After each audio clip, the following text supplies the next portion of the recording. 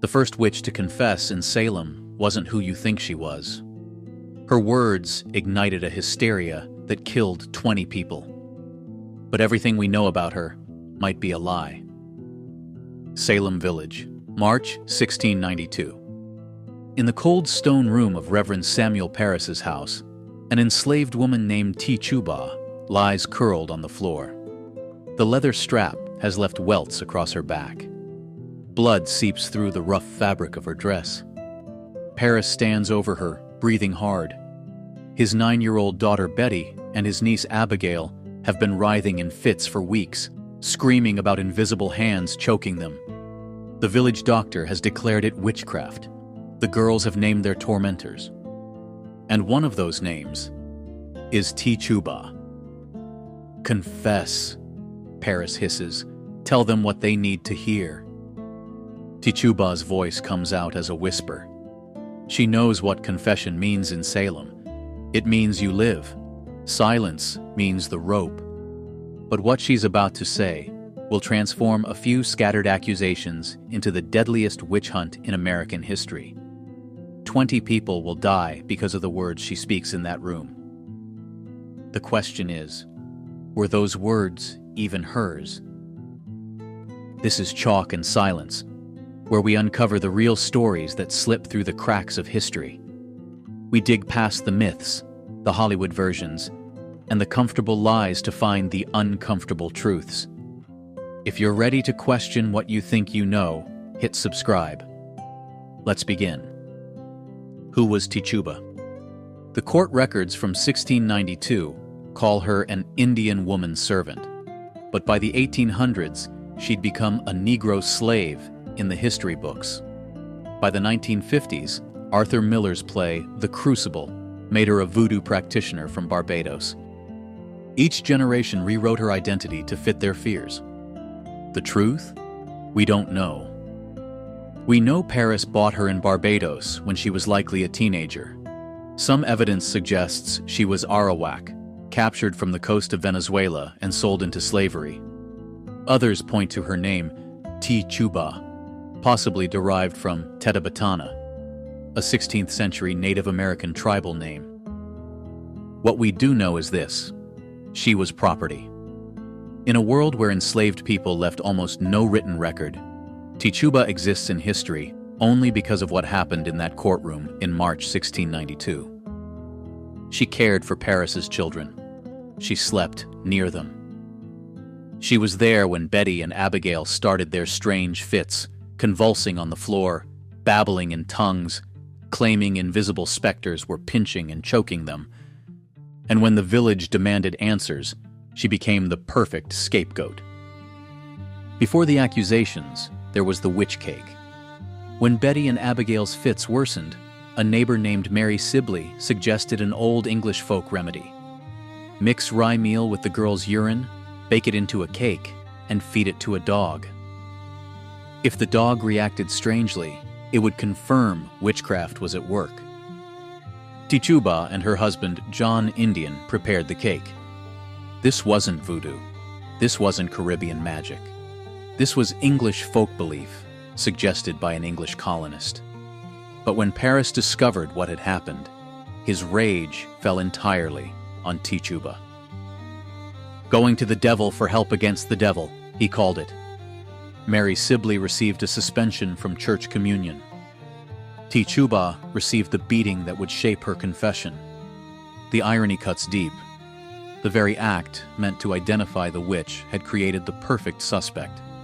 The other in their midst, the enslaved woman who'd followed an English neighbor's advice, now bore the full weight of Puritan fury. March 1st, 1692, the Salem Village Meeting House. Tituba stands before magistrates Samuel Sewall and John Hathorne. The room is packed. Every eye is on her. At first, she denies everything.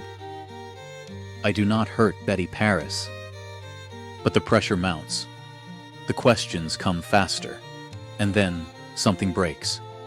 "The devil came to me and bid me serve him." The room goes silent. This is what they've been waiting for. Proof. Her voice grows stronger, more detailed.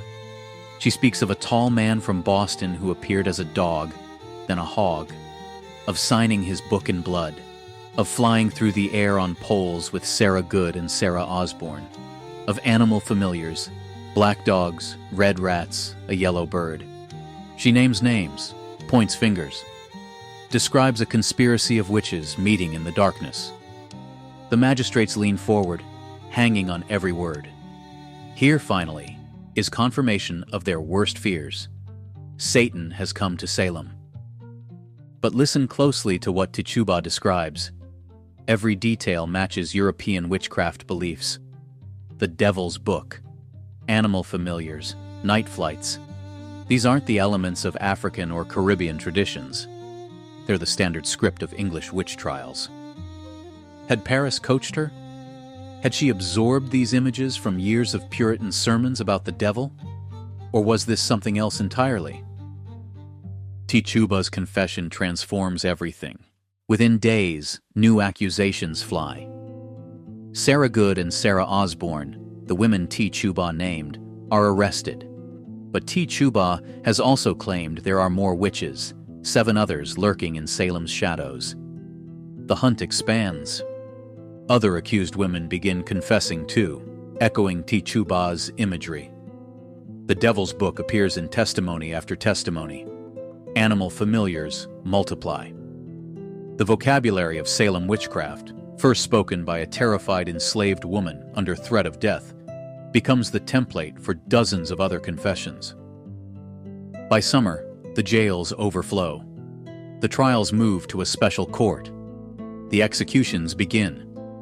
Bridget Bishop, Sarah Good, Rebecca Nurse, John Proctor. 20 people in total, hanged or pressed to death. And where is Tituba during this spiral of death she helped unleash? Locked in Boston jail, forgotten by the man who owns her. 13 months in a colonial jail. Stone walls, fetid air, barely enough food to survive. Sometime during those long months, Tituba tells merchant Robert Calef the truth. Whatsoever she said by way of confession or accusing others was the effect of such usage. She fabricated everything. The beating, the coaching, the desperate need to survive had produced the confession that killed 20 people. But by then, Salem's appetite for blood was waning. The recantation came too late to save anyone. In April 1693, charges against Tituba are dropped. But Parris refuses to pay her jail fees. He's done with her. She served her purpose. An unknown person pays £7 for her release and buys her outright. After that, nothing. Tituba vanishes from history as completely as if she'd never existed. No records of where she went, who owned her, how she died. The woman whose confession sparked America's deadliest witch hunt simply disappears. When Massachusetts offers restitution to the victims' families in 1711, Tituba's name isn't on the list. Enslaved people don't qualify for justice. So, who was Tituba really? And why does her story keep changing? The rational explanation is straightforward. She was a victim of circumstance and coercion. An enslaved woman who said what she needed to say to survive, accidentally providing the spark that ignited Salem's fears. But there's another layer here. Scholar Elaine Breslaw suggests Tituba might have been more strategic than we assume. Coming from the multicultural world of Barbados, she would have known various spiritual traditions. Her confession, while framed in European terms, might have blended elements that felt familiar enough to convince her interrogators, but alien enough to terrify them. Was she a cunning survivor, crafting a story that played to her audience's fears, or simply a desperate woman parroting back what she thought they wanted to hear? And then there's the uncomfortable question of why her race keeps shifting in our telling of this story. Indian in 1692, mixed race in the 1800s, black in the 1900s. Each era seems to project its own anxieties about the other onto her figure. Perhaps that's the real mystery. Not who Tituba was, but why we keep remaking her to fit our fears. Tituba's story is about more than Salem. It's about how history erases the inconvenient, how power shapes memory, and how the marginalized become whatever the powerful need them to be. Her confession saved her life, but cost 20 others theirs. Her survival came at a price we're still calculating centuries later. The first witch of Salem remains the most mysterious.